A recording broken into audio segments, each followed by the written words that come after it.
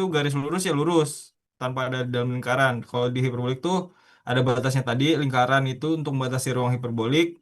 Kalau pakai Betramclan bentuknya tali, tali busur. Kalau pakai point care bentuknya busur ortogonal. Mungkin selanjutnya akan dijelaskan oleh Bunia untuk teorema-teorema hiperbolik. Untuk Bunia dipersilakan. Ya, terima kasih Pak Mumtaz. Izin melanjutkan ya Bapak Ibu. Selanjutnya di sini saya akan memaparkan teorema-teorema yang ada pada geometri hiperbolik.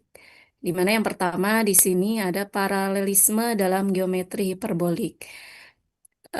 Yang pertama yaitu teorema universal, di mana di sini dikatakan jika L adalah garis dan P adalah titik yang tidak ada pada L, maka paling tidak ada dua garis melalui P yang paralel terhadap L. Nah, sama-sama kita perhatikan ya Bapak Ibu gambarnya. Misal kita ambil sembarang garis L, kemudian kita ambil titik P yang tidak pada garis L, kemudian kita tarik garis dari titik P ke garis L yang kemudian kita namakan garis PQ. Setelah itu dari garis PQ itu kita buat garis M yang melalui P dan tegak lurus dengan PQ, dan garis M ini adalah garis yang sejajar dengan L. Kemudian kita pilih titik R pada garis L, yang kemudian dari titik R itu kita buat garis T yang tegak lurus dengan L melalui titik R. Nah, kemudian dari titik P kita tarik garis ke S. Nah, dari PKS ini kita sebut PS, ini merupakan garis lain yang juga sejajar dengan L. Jadi terbukti ya, walaupun memang di sini gambarnya seperti tidak sejajar karena sudah dikatakan tadi dalam hiperbolik itu penampakannya akan berbeda dengan di Euclid. Jadi jika ada sebuah garis L dan P tidak pada L, maka minimal ada dua garis yang melalui P dan sejajar dengan L. Itu untuk teorema yang pertama. Dan dari akibat teorema ini nanti akan muncul banyak garis atau tak hingga garis yang sejajar dengan L yang melalui P. Caranya bagaimana? Yaitu kita tinggal menggeser aja titik R yang ada di garis L bisa kita geser, nanti akan menimbulkan banyak garis sejajar yang melalui P dan sejajar dengan L. Ya, lanjut Pak. Kemudian ada teorema segitiga. Di buku dikatakan ada teorema 6.1 di mana dalam geometri hiperbolik itu jumlah semua sudut dalam suatu segitiga kurang dari 180 derajat.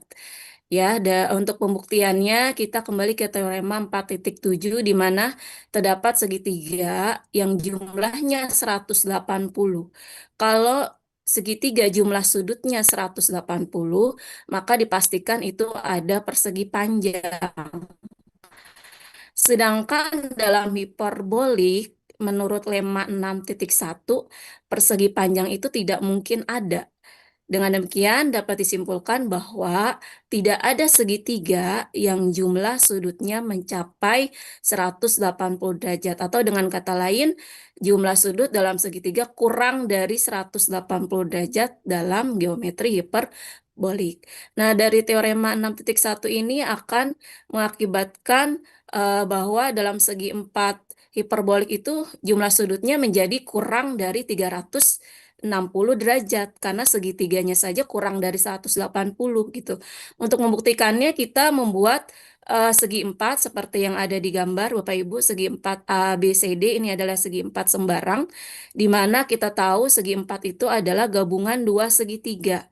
Nah, dalam gambar berarti segitiga ABC dengan segitiga ACD. Nah, berdasarkan tadi teorema 6.1 bahwasanya segitiga ABC itu jumlah sudutnya adalah kurang dari 180 dan segitiga ACD juga jumlahnya kurang dari 180. Karena kedua segitiga ini kurang dari 180, maka segi empatnya juga jumlahnya, jumlah sudutnya kurang dari 360 derajat. Ya, next Pak. Nah, kemudian di sini ada teorema segitiga dalam hiperbolik, yaitu di mana segitiga yang sebangun dalam geometri hiperbolik itu pasti kongruen. Kita buktikan yang pertama, kita asumsikan menggunakan pembuktian kontradiksi, di mana kita buat dua segitiga seperti di gambar, yaitu ada segitiga A, B, C, dan segitiga A aksen, B aksen, C aksen, di mana AB itu lebih besar panjang sisinya dari A aksen, B aksen, dan AC juga lebih besar dari A aksen, C aksen. Dan dua segitiga ini adalah segitiga yang sebangun, artinya sudutnya sama, namun sisinya berbeda. Nah, kemudian dari segitiga ABC kita buat titik antara A dengan B, yaitu titik B double aksen. Kemudian antara A dan C kita buat titik yaitu C double aksen, di mana jarak A B double aksen itu panjangnya sama dengan A aksen B aksen. Artinya kongruen. A C double aksen juga sisinya, panjang sisinya sama dengan A aksen C. A aksen C aksen. Kemudian dari situ kebentuk segitiga baru yaitu A, B double aksen, dan C double aksen. Nah, dari segitiga yang baru itu, kita perhatikan bahwasanya sudut B aksen itu sama dengan sudut B, sama juga dengan sudut A, B double aksen, dan C double aksen. Jadi sudut B itu sama karena kongruen memenuhi kriteria sudut sisi sudut. Begitu juga dengan sudut A, C double aksen, B double aksen itu sama besar sudutnya dengan ACB dan A aksen, C aksen, B aksen. Nah, dari kesamaan sudut tersebut maka diperoleh BC itu sejajar dengan B double aksen, C double aksen berdasarkan teorema 4.1. Nah, kemudian dari B double aksen, C double aksen akan kebentuk segi 4, yaitu B double aksen, C double aksen, CB. Dan segi 4 ini memenuhi jumlah sudutnya yaitu 360 derajat. Jadi karena jumlah sudutnya 360 derajat, ini adalah kontradiksi dengan teorema yang tadi 6.1 bahwasanya dalam hiperbolik itu jumlah sudut segi 4 harus kurang dari 360 derajat. Jadi asumsi yang awal itu salah. Jadi tidak mungkin ada dua segitiga yang segitiga sebangun yang tidak kongruen. Jadi kalau dalam hiperbolik segitiga sebangun sudah dipastikan dia adalah kongruen juga. Gitu. Selanjutnya, Pak. Selanjutnya ada teori tentang garis sejajar dengan tegak lurus yang sama. Dalam teorema 6.3 disebutkan bahwa dalam geometri hiperbolik, seperti pada gambar ya Bapak Ibu, L dan L aksen ini adalah dua garis sejajar, maka himpunan titik L yang berjarak sama dari L aksen itu paling banyak hanya terdiri dari dua titik, tidak lebih dari dua. Dan pembuktiannya juga kita menggunakan kontradiksi di mana di sini kita letakkan titik A, B, dan C pada L dengan jarak yang sama antara A, A aksen, B aksen, dan C aksen. Nah, dari gambar membentuk segi 4 di mana segi empatnya itu A, A aksen, B aksen, B, kemudian segi 4A, A aksen, C aksen, C. Nah, kemudian satu lagi segi 4B, B aksen, C aksen, C. Karena sudut dasarnya A aksen, B aksen, C aksen ini adalah siku-siku, maka sisi-sisinya juga sama panjang. Dan ini adalah salah satu dari sifat segi empat saseri. Di mana segi empat saseri juga sudut puncaknya ada di A dan B, A dan C, B dan C adalah sudut puncaknya dia sama besar. Nah, dari kekongruenan sudut puncak tersebut, maka sudut A aksen AB itu kongruen dengan sudut B aksen BA. Kemudian sudut A aksen AC itu kongruen juga dengan sudut C aksen CA. Dan sudut B aksen BC itu kongruen dengan sudut C aksen CB. Nah, sekarang kita perhatikan sudut B aksen BA dan sudut B aksen BC. Itu adalah sudut yang saling bersuplemen dan kongruen. Maka keduanya adalah sudut siku-siku. Nah, kontradiksinya dengan geometri hiperbolik, jika semua sudut puncaknya adalah siku-siku, maka segi empatnya akan menjadi persegi panjang. Nah, kita kembali lagi ke lema tadi 6.1, bahwasanya persegi panjang itu tidak ada dalam geometri hiperbolik. Maka dengan demikian asumsi awal yang 3 titik ini adalah salah. Jadi tidak mungkin ada 3 titik pada L yang berjarak sama dari L aksen. Seperti itu Bapak Ibu. Kemudian next Ya, Pak. oke. Oke, Nah, ini ada teorema. sebelum ke situ, Bu, Ya, yuk kita ini Pak. ini dulu. Prof. Ini ada informasi-informasi baru ini di geometri hiperbolik ya. Oke, ke atas lagi. Ini, oke. Kalau tadi kan sudah. Nah, yang menarik itu teorema terus, terus ke atas. Nah, ini teorema menarik nih, ya.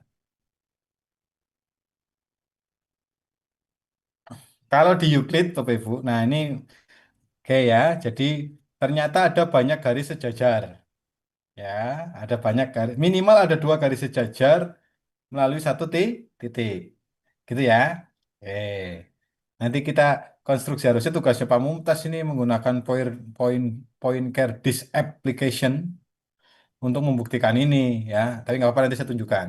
Lanjut Bu. Tadi yang tidak ada, jadi kalau di Euclid dua buah segitiga yang sudutnya sama itu kan hanya sebangun ya. Tadi lanjut Bu. Lanjut. Lanjut Bu. Tadi yang 6 titik berapa itu? Nah, oke. Lanjut. Nah ini. Tapi kalau di geometri apa namanya hiperbolik, kok balik lagi? Tadi Yang mana Pak? 6 titik dulu. 6 titik ini. Itu tadi kesebangunan tadi. Nah ini nih. Yang ini kayaknya. Segitiga sebangun dalam kok malah balik lagi. Jadi Yang tadi Pak segitiga Mumtaz. sebangun itu pasti Yang ini. Oh, oke. ya, segitiga Yang ini. sebangun itu pasti kongruen. Gitu ya. Pasti kongruen. Itu ya. Segitiga sebangun itu pasti kongruen. Kalau di geometri Euclid kan belum tentu segitiga sebangun itu hanya bentuknya saja tapi ukurannya berbeda. Kalau ini mah enggak, gitu ya. Nah, kok bisa? Harusnya itu Pak Mumtaz itu coba direpresentasikan, coba ditutup Bu, tutup ya kita kita coba lihat. Saya punya segitiga. Nah kita lihat nih. Nah, ini adalah segitiga kalau di geometri hiperbolik, di geometri Euclid ini segitiga apa ini? Sama sisi ya? Iya nggak Bu? Ya, sama sisi. Sama sisi. Karena sudutnya sama Sudutnya ini. sama. Nah, itu ya. Coba saya konstruksi lagi. Coba ya, saya konstruksi lagi equilateral triangle.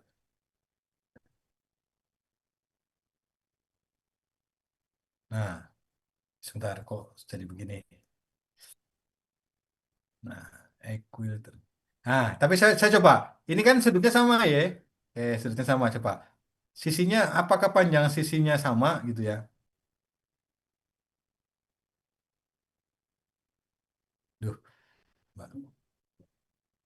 Jarak.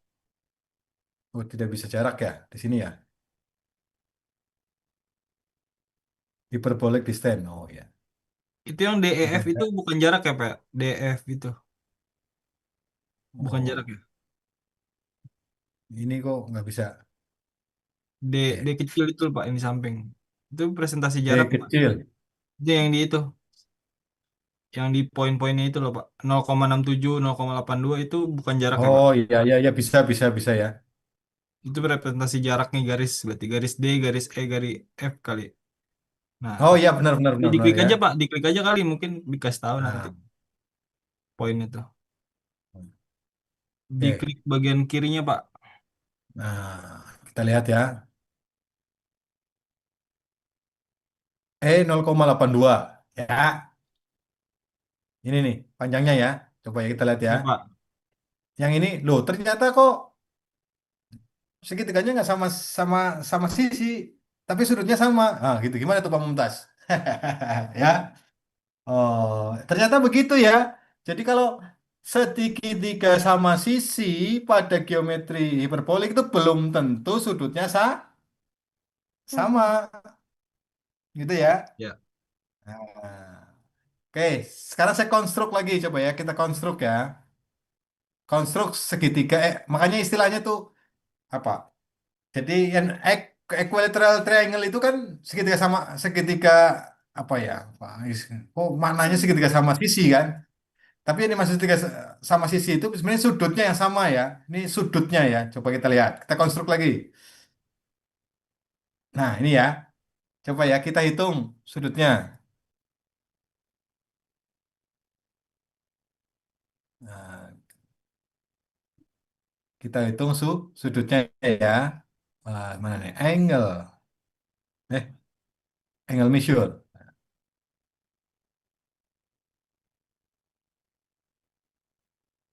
Nah, itu ya.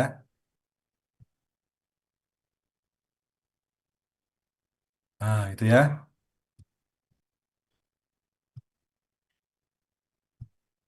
Tuh, 24 ya. Jadi, Bapak Ibu, kalau saya mau bentuk dengan sudut yang sama 37,4 ini pasti bentuknya dia akan sama dengan segitiga ini. Jadi, artinya apa? Segitiga yang sudutnya besarnya itu 37,94 itu adalah identik ya. Kamu Mumtaz ya, dalam geometri hiperbolik. Identik. Makanya kan teoremanya bilang kalau ada segitiga sudutnya sama, pasti sudah tentu dia Kongrumen. Kongru. kongruen.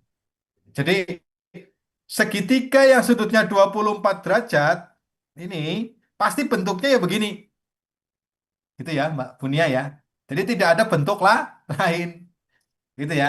Nah, segitiga yang bentuk yang sudutnya itu 3794 ketika sudutnya 37,94 ya bentuknya nanti begini. Nggak mungkin ada bentuk yang Baik. lain. Nah, ini kan beda ya dengan konsep Euclid ya. Hmm. Berbeda. Ya, terus tadi yang yang pertama itu yang tadi saya bilang, kalau ada sebuah garis, ini kan sebuah garis ini. Sorry, sorry.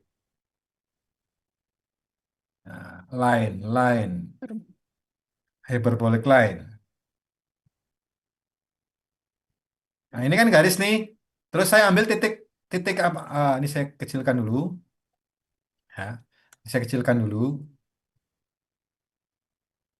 Nah, tuh, pasti segitiganya. Nah, 24,36. Coba kita bikin ya 24. Cuma ini perlu effort ini. 24,36. Nah, itu ya. Pasti nanti bentuknya mirip tuh. Nah, 24,36 itu ya. Nah, itu ya setidaknya ya 36. delapan Lupa bahasa. delapan enam ya? Apa? Ya, itulah. Ya, Pasti mirip nanti ya bentuknya mirip-mirip begini. Pak. Ya, Ya, gitu ya. Oke. Nah, ini ada garis ya melalui titik IJ. Terus ada titik di sini. Ya, ada titik di sini. Maka saya pasti minimal ada dua. ini adalah garis sejajar, gitu ya. Yang ini juga garis sejajar. Kenapa sejajar tidak memotong garis yang ini, gitu ya? Konstruksinya begitu. Ya. Oke, jadi oh ternyata kalau di Euclid dua buah segitiga yang memiliki sudut yang sama dinamakan sebangun, gitu ya. Tapi kalau di hiperbolik itu adalah kongruen. Kongruen. Karena apa? Pasti identik. Nah, kalau di Euclid yang dinamakan dua buah segitiga saling kongruan apa? Kalau apa? Sisi, sudut, sisi gitu ya. Sisi, sudut, sisi, sudut gitu ya. Ya. Terus Ya, ada sisi, sisi, sisi. sisi.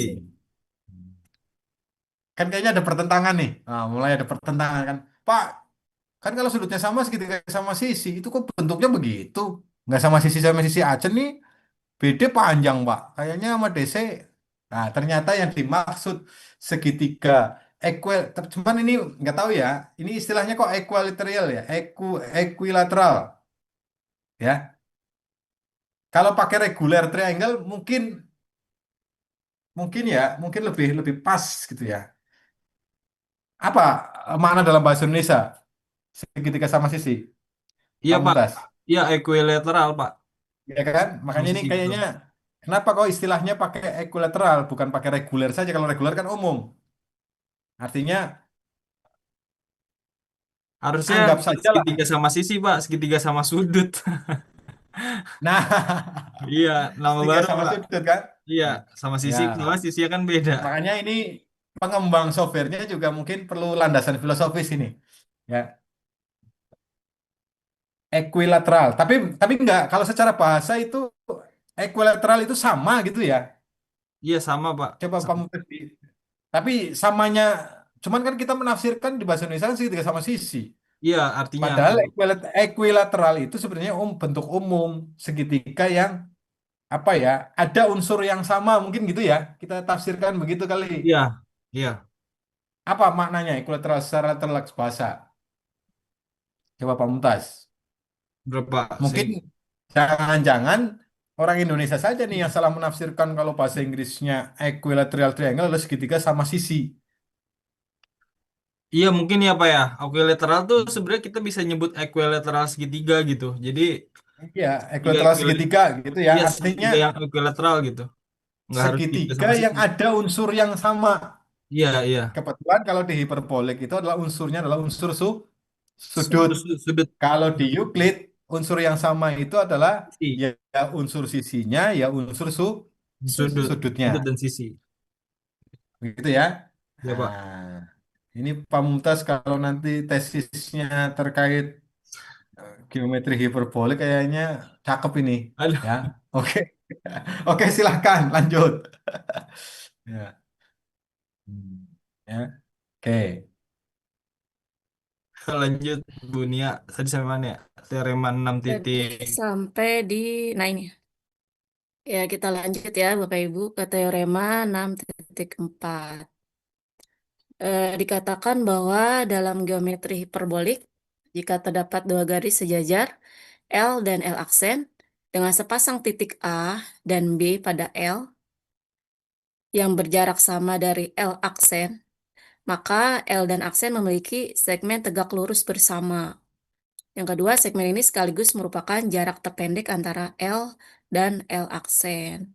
Yang mana itu segmen tegak lurus bersama, yaitu yang M ke M aksen. Eh, Pembuktiannya kita menggunakan konstruksi Saseri, segi empat Saseri, yaitu kita bentuk segi empat, A aksen, B aksen, BA. Kita perhatikan gambar ya Bapak Ibu, karena A aksen sama dengan B aksen, dan sudut di A aksen dan B aksen itu siku-siku, maka ini masuk ke dalam sifat segi empat Saseri, di mana titik kaki sudutnya itu besarnya 90 derajat. Nah, kita misalkan M itu titik tengah antara AB dan M aksen adalah titik tengah antara A aksen dan B aksen. Menurut lemma 6.2, garis MM aksen ini yang menjadi segmen tegak lurus bersama terhadap L dan L aksen, dan MM aksen ini pun menjadi jarak terpendek antara kedua garis, antara garis L dan L aksen. Seperti itu untuk teorema 6.4. Bagaimana Pak? Bisa dilanjut? Ya. Kemudian ada teorema 6.5 di mana sama ya Bapak Ibu, cuma di sini kita menekankan bahwasanya MM aksen ini merupakan keduanya sejajar dan MM aksen adalah satu-satunya segmen tegak lurus bersama. Jadi kita buktikan dengan misalkan M adalah titik tengah AB, kita tarik garis lurus AA aksen dan BB aksen terhadap L aksen, maka akan berbentuk segitiga AM M aksen yang sama dengan segitiga BM M aksen. Ya, dia menggunakan kriteria sisi sudut sisi sehingga sisi AM aksen itu sama dengan BM aksen dan sudut AM aksen M AM aksen AM aksen M sama dengan sudut BM aksen M. Jadi sudut A aksen M aksen A itu sama dengan 90 dikurang sudut MM aksen A sama dengan 90 diambil sudut MM aksen B.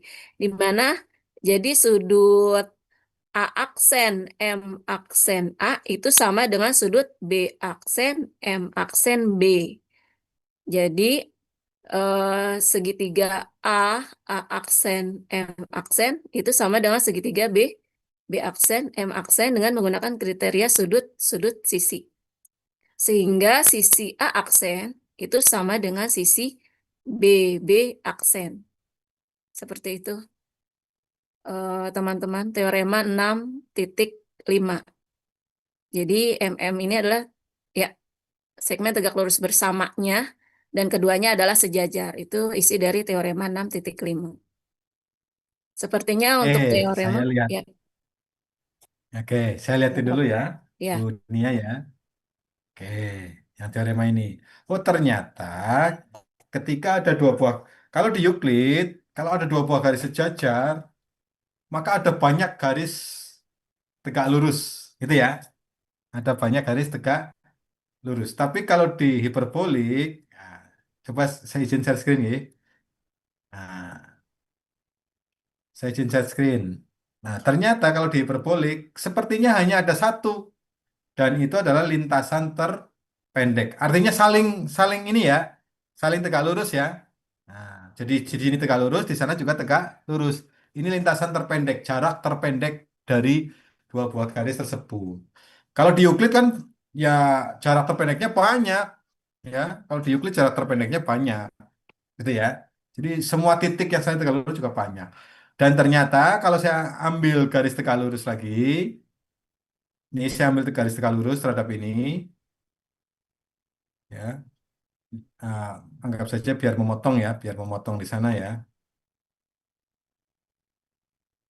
Ambil tegak lurus yang memotong, gitu ya. Terus ini juga saya ambil tegak lurus, garis tegak lurus memotong. Ternyata yang sebelah atas itu tidak tidak mungkin tegak lurus, gitu ya. Ternyata di atasnya tidak tegak lurus. Tadi mana? Sebentar. Ah, tidak tegak lurus. Ya, ternyata yang di atas itu tidak tegak, meskipun berpotong, nanti dia tidak tegak lurus. Ya, yang dua-duanya tegak lurus itu adalah hanya satu. Inilah yang kita sebut dengan segi empat C sasi saceri. Ya, jadi titik potong ini. Nah, ini misalkan ada titik potong. Nah, titik potong. Ya, jadi IJED itu adalah segi empat saseri. saceri. Kan gitu kan ya. Dan ini pasti BD dengan CE itu jaraknya sama. Hmm, AI dengan IJ itu pasti jaraknya sama. sama. Karena apa? Titik tengah suatu segi empat sajeri itu kalau kita tarik garis itu saling tegak Lurus. lurus. Begitu ya? Nah, saling tegak. lurus. Nah, ini kalau kita buat, nah ini harusnya nih kerjanya Pak Mumtaz ini bikin begini, representasi menggunakan aplikasi point, model point care gitu Pak Mumtaz. Saya Nah, kira gitu ya. penjelasan dari Bunia pakai model plan itu yang sesuai di buku cukup gitu Pak. Kalau pakai point Oh care ya iya, harusnya ya ya. bisa lah sebenarnya bisa disiapin. Cuma Bisa ya. Oh ya, biar lebih ini, biar lebih agak beda. ya Soalnya kalau pakai model plain itu ya harusnya memang nggak ada bedanya lingkarannya sih Pak. tadi lingkaran putus-putus. Nah, jadi Ya, begitu ya. Nah, sebenarnya kalau jadi pakai ini point care iya enak bengkok-bengkok soalnya enak ya. garisnya. Bedain Nah, iniin sama Euclidnya hai- kelihatan jelas gitu. jelas ya bedanya ya Ya. sama Euclidnya ya. Jadi ini jelas. Jadi hanya ada satu garis yang saling tegak lurus. Jadi ini hanya satu tuh. Kalau Euclid kan banyak nanti tuh. Di sini ada gitu ya. Dan yang lain itu tidak mungkin tegak lurus. Kalau ini tegak lurus, ini tidak mungkin tegak lurus. Inilah yang kita sebut dengan segi empat sa Seri. sajari. Gitu ya. Oke. Masih ada Terakhir yang trigono Pak, trigonometri. wih, ada nyampe trigonometri ini mau diselesaikan ini hari ini atau lanjut lagi pertemuan depan. Kalau bisa diselesaikan Kayaknya aja udah pada Pak, ngantuk. Oke, biar langsung dieksekusi saja ya selesaikan. Pak, Monggo. biar Ya, biar silakan. tenang kayaknya Pak. Ya, Oke, oke. ini Bu Alaya mau saya yang share apa gimana? Bapak aja dulu awalannya. Oke,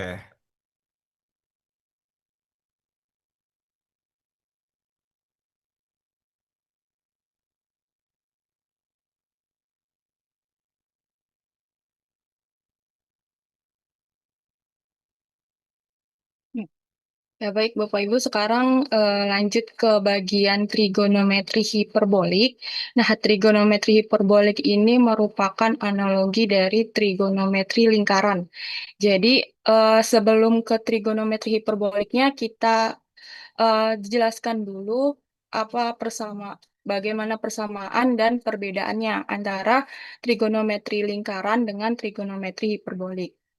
Nah, persamaannya yaitu trigonometri lingkaran dengan trigonometri hiperbolik adalah dua cabang matematika yang berbeda dalam mempelajari hubungan antara sudut dan sisi-sisi dalam bentuk geometris, di mana kalau trigonometri lingkaran itu secara definisi itu sama, hampir sama seperti trigonometri hiperbolik, sama-sama mempelajari hubungan antara sudut dan sisi-sisi. Tapi kalau trigonometri lingkaran itu dia fokusnya membahas hubungan antara sudut dan sisi-sisi di dalam lingkaran. Sedangkan di trigonometri hiperbolik mempelajari hubungan antara sudut dan sisi-sisi di dalam hiperbola. Kemudian secara fungsi trigonometri seperti yang sudah dipelajari, kalau fungsi trigonometri biasa itu atau lingkaran sinus, kosinus, tangan, atau kalau disingkat itu sin, cos, tan. Sedangkan kalau di fungsi hiperbolik itu ada tambahan haknya. Jadi dibacanya sinus hiperbolik, kosinus hiperbolik, tangen hiperbolik. Kemudian kalau kalau ada kotangen dibacanya kotangen hiperbolik, kosekan hiperbolik dan seterusnya. Nah, selain itu trigonometri biasa atau sirkular itu didasarkan pada lingkaran satuan yang dimana x kuadrat ditambah y kuadrat sama dengan satu, sedangkan trigonometri hiperbolik itu didasarkan pada hiperbola satuan, di mana x kuadrat dikurangi y kuadrat sama dengan satu.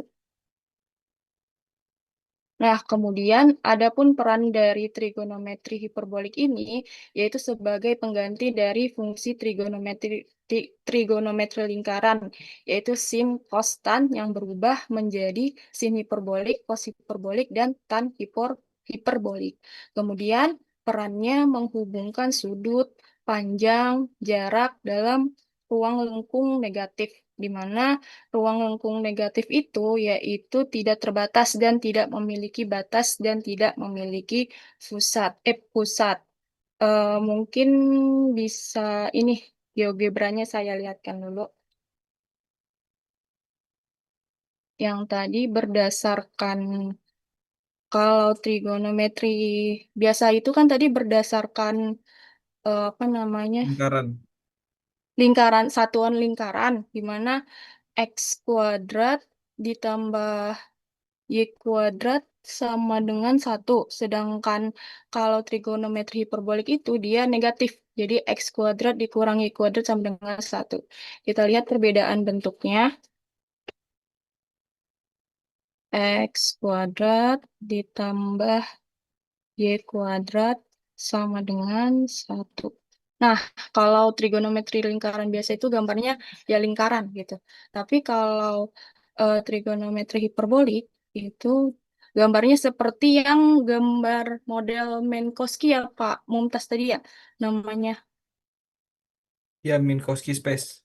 Ya, itu gambarnya seperti itu. Nah, gambarnya gini. Lengkung begitu. Jadi kalau yang tadi yang gambar Minkowski itu kan tadi kalau diputar vertikal. Nah, ini secara horizontalnya. Kayak gini gambarnya kalau secara horizontalnya. Nah, jadi itu bedanya kalau secara gambar. Ini yang lingkaran, ini trigonometri biasa. Kalau yang melengkung gini, ini namanya trigonometri hiperbolik. Nah, kemudian kalau secara definisi, definisi fungsi hiperbolik itu didefinisikan menggunakan eksponensial, di mana kalau sinus hiperbolik atau sin H hiper, X itu sama dengan sin hiperbolik X. Jadi Bapak Ibu bacanya sin hiperbolik, bukan sin H, tapi sin hiperbolik dibaca panjang gitu. Sama dengan E pangkat X dikurang E pangkat minus X per 2. Kalau kosinus hiperbolik itu definisinya yaitu E pangkat X ditambah E pangkat minus X dibagi per 2. Sedangkan kalau tangan seperti trigonometri biasa kan rumus tangan itu sin per cos. Nah, sama seperti trigonometri yang biasa, sin per cos juga, tapi ini kan ada hiperboliknya. Jadi, tangan hiperbolik sama dengan sin hiperbolik per cos hiperbolik X. Nah, ini ada tambahan. Kalau misalkan kotangan hiperbolik itu rumusnya seperti apa? Definisinya seperti apa? Ini cos hiperbolik per sin hiperbolik, kebalikan dari tangan hiperbolik. Kemudian sekan hiperbolik itu sama dengan 1 per cos hiperbolik. Kemudian kalau kosekan hiperbolik itu sama dengan 1 per sin hiperbolik. Nah, dari yang definisi ini nih, sin, cos, tan, kalau dibuat grafiknya akan menjadi seperti ini. Yang lengkung ke atas itu ini namanya, ini grafiknya dari cos. Yang begini, yang ada garis putus-putus ini grafik dari sin hiperbolik. Sedangkan yang begini nih, ini merupakan grafik dari tan hiperbolik. Jadi kalau digambar di GeoGebra itu bisa langsung langsung dimasukkan rumusnya aja, definisinya aja. Sekarang kan ada GeoGebra ya Bapak Ibu, jadi bisa langsung cari gimana gambar grafiknya dari definisi trigonometri hiperbolik. Tadi misalkan yang sin hiperbolik. Tadi itu kan definisinya eh, E, E pangkat X per E pangkat X per 2 dikurang E pangkat min X. Nah, gambarnya jadi seperti ini. Jadi tinggal masukin aja tadi definisinya, nanti muncul sendiri deh grafiknya jadi seperti ini nih. Kemudian kalau tadi eh, cos hiperbolik sama juga, tinggal dimasukin aja definisinya. eh, E pangkat X, E pangkat X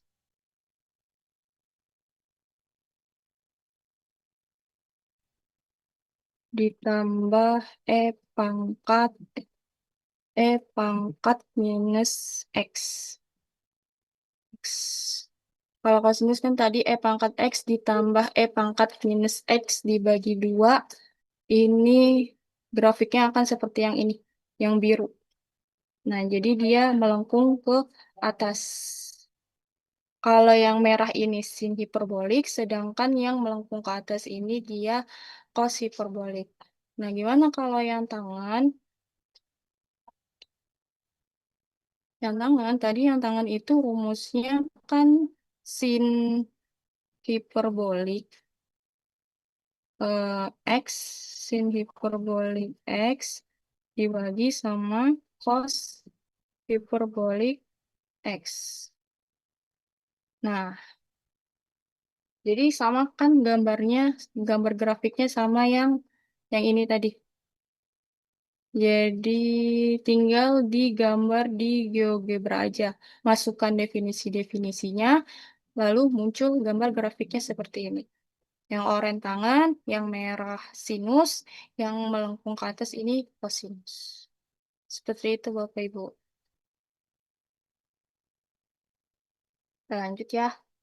Nah, yang ini di slide yang ini mengenai identitas hiperbolik atau kesamaan hiperbolik.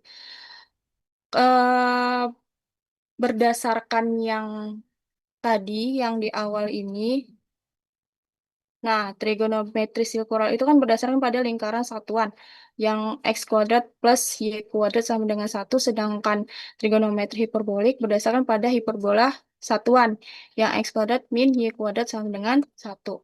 Nah, makanya di definisi ini dia beda nih tandanya, yang sini plus, yang sini minus karena berdasarkan yang pada awal tadi.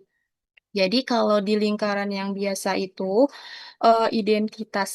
identitasnya cos cos x kuadrat ditambah sin x kuadrat sama dengan 1, sedangkan kalau di hiperbolik cos hiperbolik x kuadrat dikurang sin hiperbolik x kuadrat sama dengan 1. Bedanya di tanda minus dan tanda plus. Kemudian ada yang kalau yang ini nih sama, bedanya cuman di tanda yang hiperbolik minus, yang lingkaran itu plus. Kalau Bapak Ibu ingin mau melihat identitasnya secara lengkap, ada di buku halaman 401. Ini sebagian aja yang ditunjukin. Kemudian gimana pembuktiannya? Kalau yang ini, yang cos hiperbolik x kuadrat dikurang sin hiperbolik x kuadrat dikurang 1, itu pembuktiannya menggunakan definisi yang awal tadi.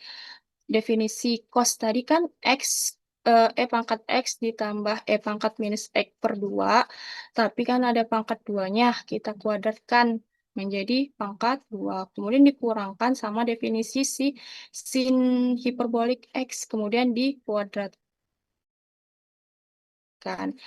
Nah, yang ini kita kuadratkan, hasilnya seperti ini. Jadi, pangkat 2x ditambah 2 ditambah pangkat minus 2x per 4. Dikurangkan dengan yang definisi sin hiperbolik. Kita pangkatkan 2, hasilnya seperti ini. Kemudian ini dicoret, dikurangkan, ini dicoret, ini dicoret, jadi 2 ditambah 2, 2 dikurang minus 2 hasilnya 4, 4 per 4 hasilnya 1. Kemudian kalau yang bawah 1 dikurang 1 min tan hiperbolik x kuadrat sama dengan secant hiperbolik x kuadrat, itu pembuktiannya masukkan definisi tan tadi. Jadi kan definisi tan tadi sin hiperbolik x per cos hiperbolik x. Jadi dikurang 1 dikurang sin hiperbolik kuadrat hiperbolik x kuadrat per cos hiperbolik x kuadrat sama dengan hasilnya seperti ini. Secant hiperbolik x kuadrat. Jadi itu pembuktiannya. Cara pembuktiannya masukkan definisi-definisinya. Nah, selanjutnya trigonometri hiperbolik itu juga berkaitan sama paralelisme. Berkaitannya sama apa? Berkaitannya dengan sudut. Jadi, dalam geometri hiperbolik, berdasarkan Bolyai Sudut paralelisme itu didefinisikan sebagai sudut terkecil antara garis sejajar horizontal dan garis tegak lurus yang ditarik dari titik P ke garis tersebut, di mana X adalah jarak hiperbolik dari P ke garis. Nah, jadi kalau ditanya sudut rumus sudut paralelisme di trigonometri hiperbolik ini rumusnya ini. Jadi sudut paralelisme sama dengan 2 dikali arc tan dikali F pangkat min X. Kemudian kalau misalkan yang ditanya sudut ganda dari trigonometri lingkarannya, kalau ditanya sin, ini rumusnya. Kalau ditanya cos, ini rumusnya. Kalau yang ditanya tan, ini yang rumusnya. Jadi yang ini berkaitan sama trigonometri lingkaran. Jadi dari sini ke sini. Nah, selanjutnya ini trigonometri hiperbolik dalam segitiga. Dalam teorema 10.3 misalkan diberikan segitiga siku-siku A, B, C dengan sudutnya di C menggunakan bidang hiperbolik di mana K-nya ini sama dengan 1 atau konstanta sama dengan 1, di mana ada 3 rumus, rumus 10, 11, dan 12. Kalau rumus 10 ini berhubungan dengan sudut dan sudut sisi. Nah, sedangkan yang 11 ini berkaitan dengan teorema Pitagoras. Jadi kalau teorema Pitagoras biasa itu kan rumusnya kalau mau cari sudut miring, C kuadrat sama dengan A kuadrat ditambah B kuadrat. Nah, kalau di trigonometri hiperbolik, cos hiperbolik C sama dengan cos hiperbolik A dikali cos hiperbolik B. Nah, ini dia sama seperti teorema Pitagoras. Ini teorema Pitagoras versi trigonometri hiperboliknya. Nah, kalau yang rumus 12 ini hubungan antara sudut. Nah, kalau pembuktiannya mengenai pembuktian rumus 10 itu kan tadi hubungan antara sudut dan sisi. Kalau Bapak Ibu ingat membahas tentang trigonometri segitiga siku-siku di trigonometri lingkaran, kalau yang misalkan ada sudut siku-siku, kemudian ditanya sisi miring, ditanya sin, cos, tan. Rumusnya kan sin demi, cos sami, tan desa. Sin sama dengan depan per miring, cos sama dengan samping per miring, tan sama dengan depan per samping. Nah, ini versi di trigonometri hiperboliknya. Jadi, ini nih merupakan rumus asal perbandingan trigonometri hiperbolik berdasarkan model Poincare.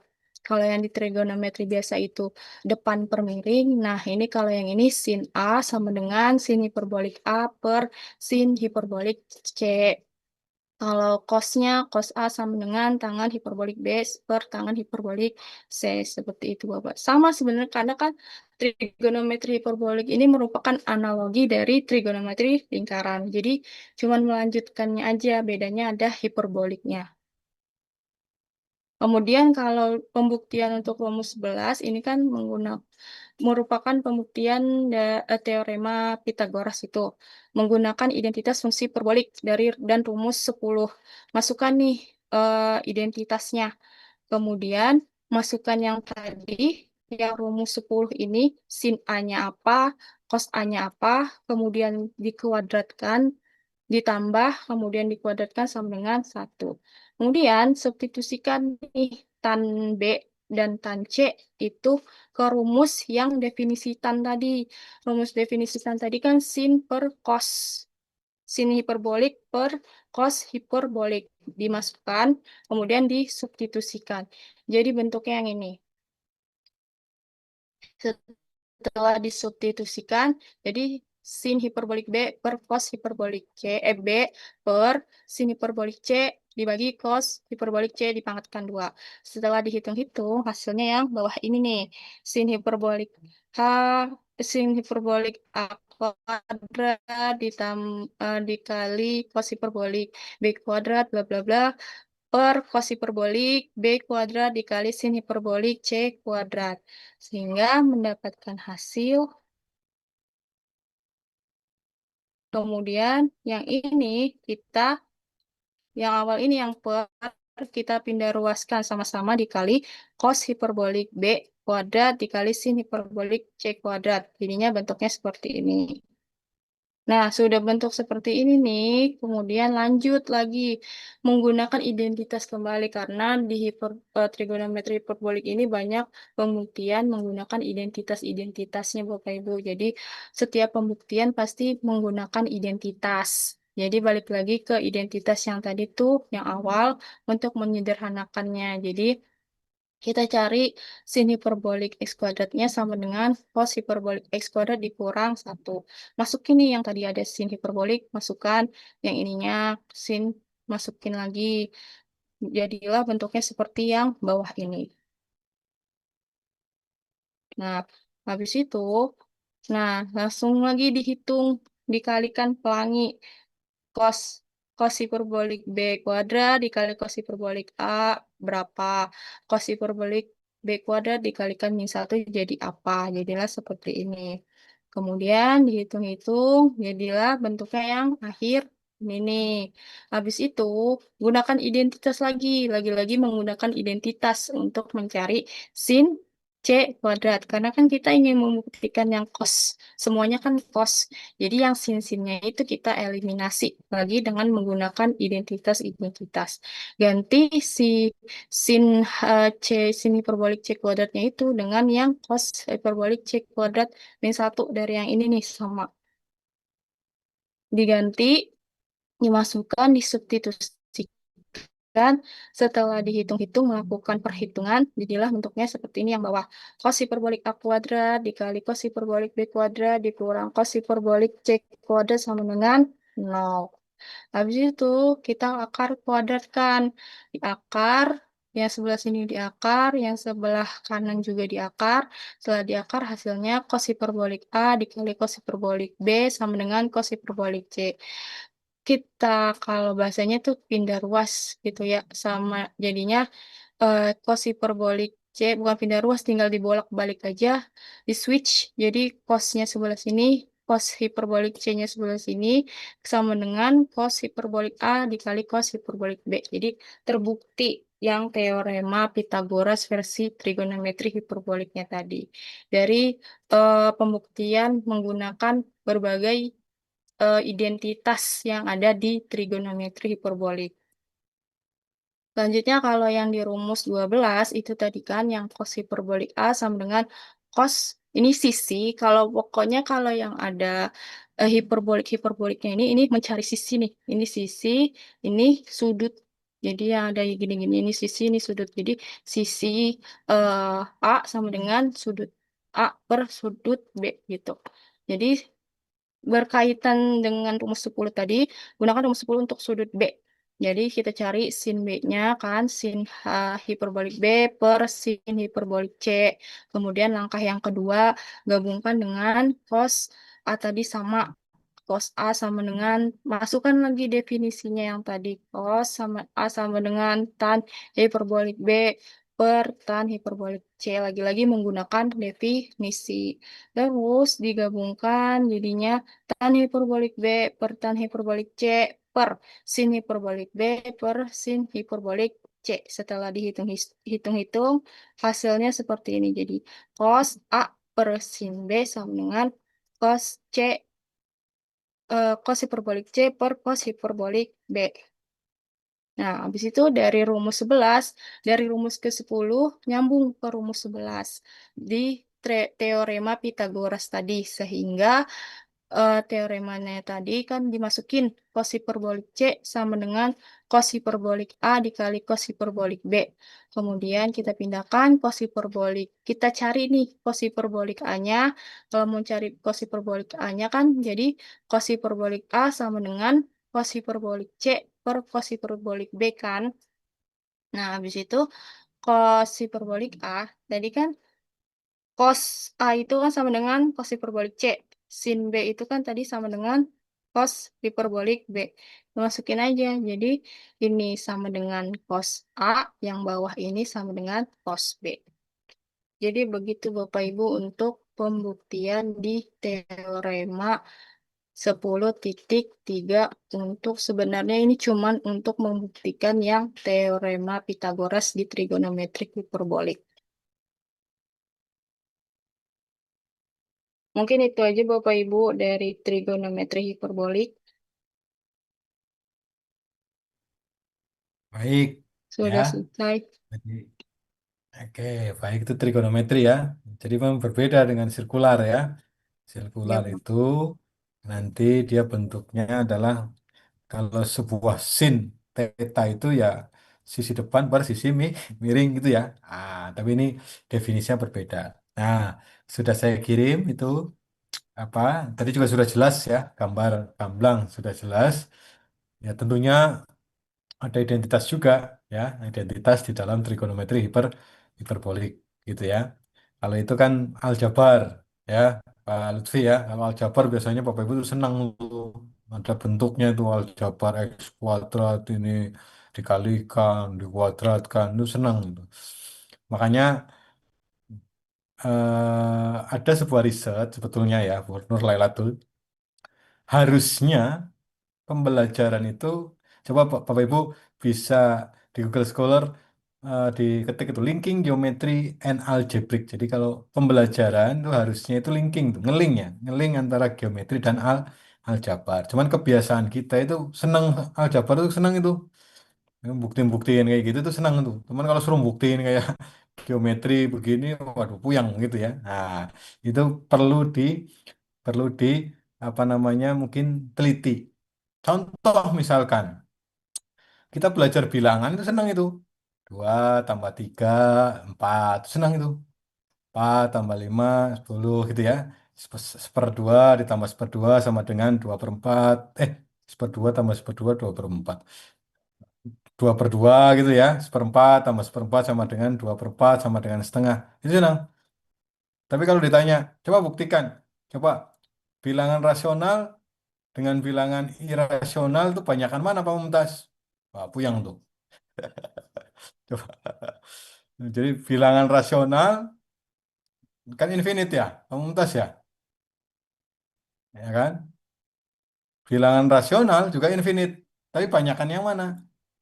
Nah, secara teoritis katanya bilangan rasional itu lebih banyak daripada bilangan irasional itu lebih banyak daripada bilangan rasional.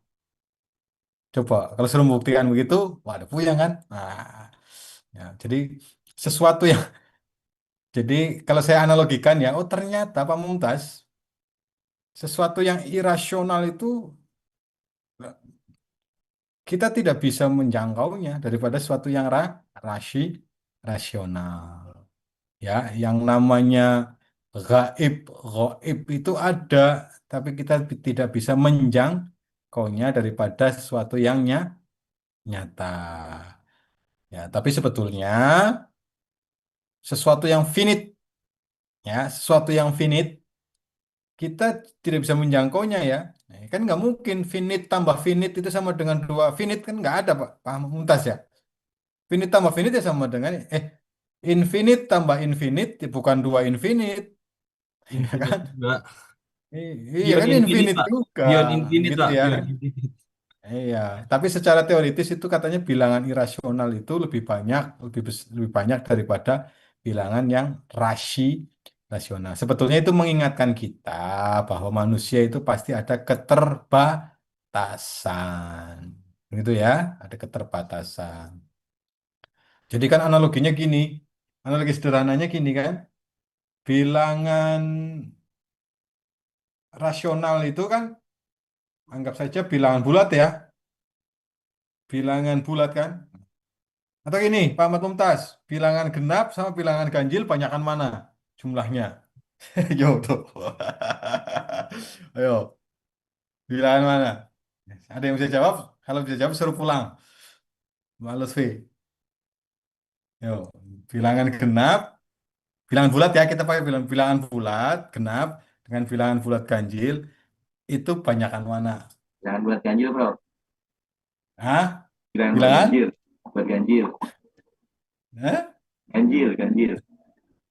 Kan begini kan ya, kalau ada tangan begini kan begini ya. Anggap saja itu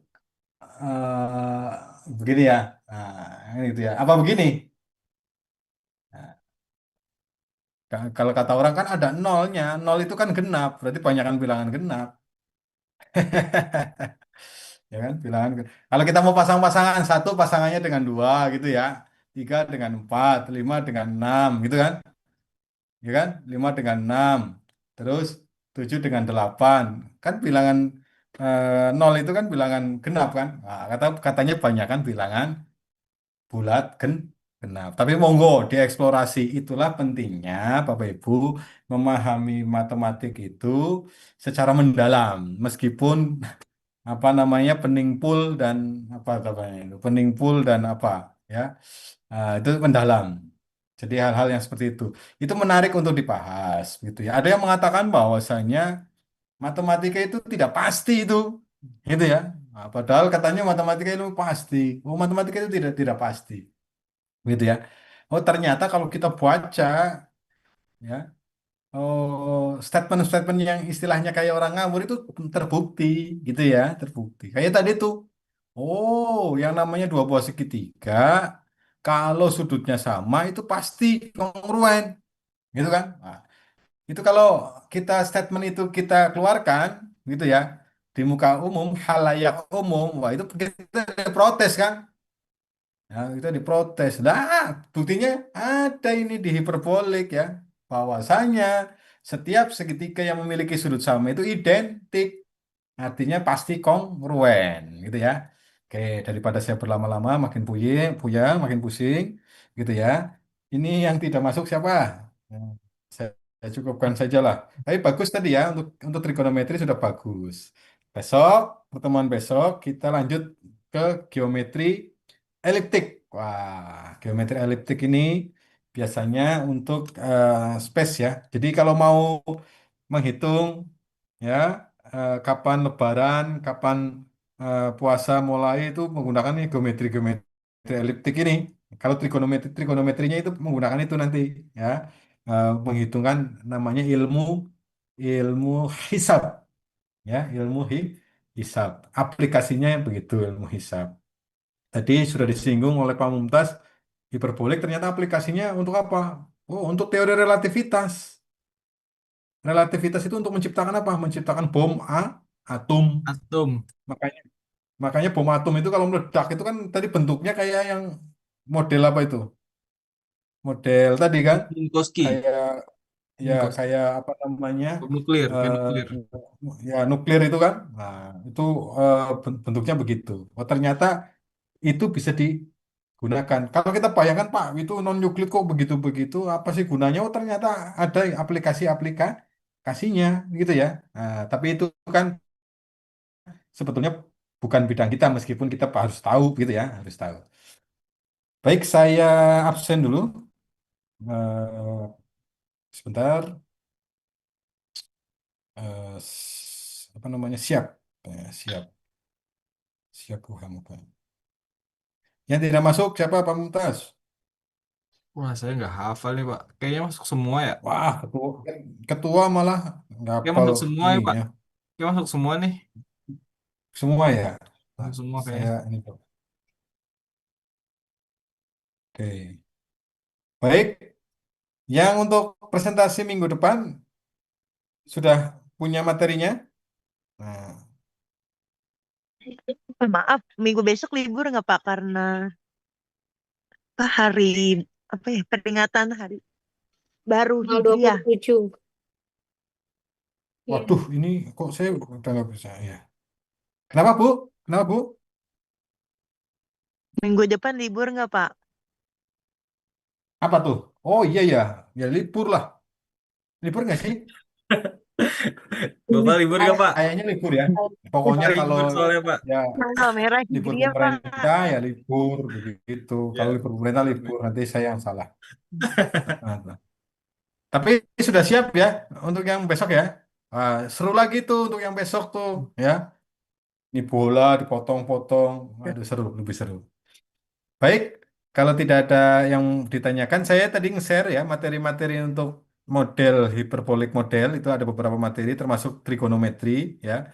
Monggo dibaca-baca gitu ya, dibaca-baca model-modelnya. Sebenarnya tadi ada satu model lagi tuh Pak Ahmad Mumtaz ya, yang sederhana ya, yang masih ini itu ada satu Hemspire apa namanya, spare Hemspire apa apa itu model. Tapi nggak apa-apa dibaca-baca saja.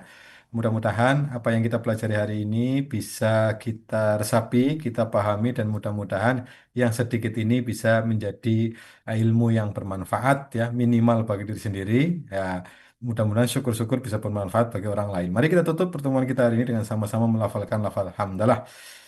Alhamdulillah. Alhamdulillahirrahmanirrahim. Kurang lebihnya mohon maaf. Bila ifsabil haq fastaghfirullah. Assalamualaikum warahmatullahi wabarakatuh. Waalaikumsalam warahmatullahi Waalaikumsalam warahmatullahi wabarakatuh. wabarakatuh. Terima kasih, Prof. Sehat-sehat semuanya. Terima kasih. Izin live ya.